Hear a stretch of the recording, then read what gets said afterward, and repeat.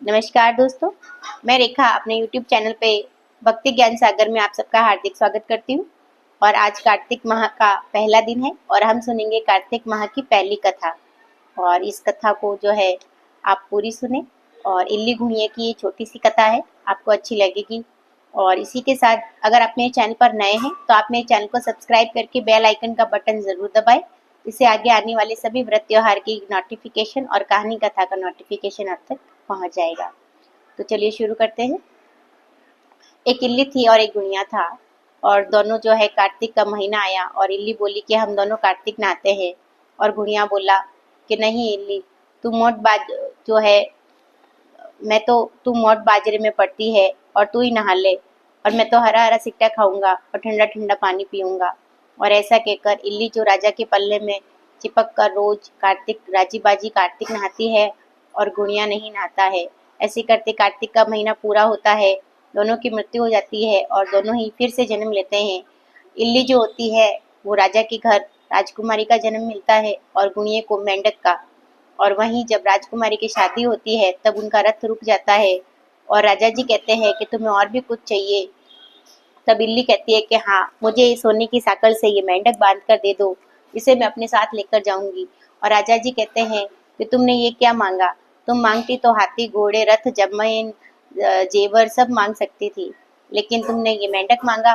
तब राजकुमारी कहती है कि मुझे तो मेंढक ही चाहिए। और मेंढक को सोने की साकल से राजकुमारी के रथ के पीछे बांध देते हैं और वह ससुराल चली जाती है। और नित्य प्रतिदिन जो है उस मेंढक को जो है सीढ़ियों के नीचे बांध दिया जाता है। और जैसे ही राजकुमारी ऊपर से नीचे उतरती है तो मेंढक बोलता है कि चटक पटक श्याम सुंदरी पानी डोपे लाए। और जो राजकुमारी कहती है कि पानी डोपे लाए, मैंने तुझे कहा था तू कार्तिक क्यों नहीं नहाए, और नहाता तो ऐसा नहीं होता। और ऐसे प्रतिदिन वह उस मेंढक से बातें करती है।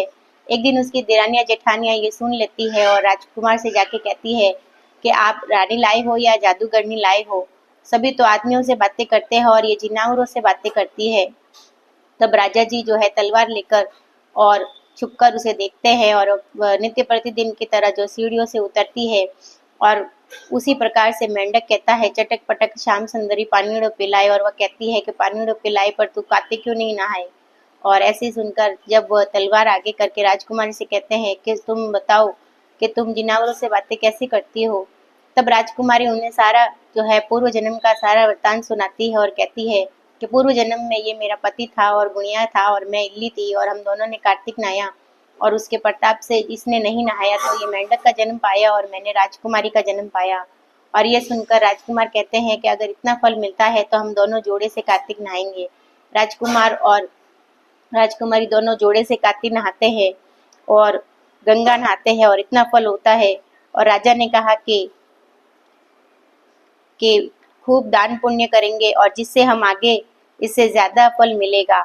और दोनों कार्तिक नहाने लगे और राजा के घर खूब धन संपत्ति हो गई। और कार्तिक महाराज जैसे इल्ली को दिया वैसे सबको देना और जैसे गुड़िये को दिया वैसा किसी को मत देना।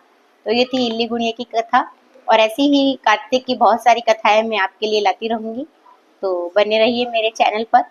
और इसी के साथ जय श्री कृष्ण।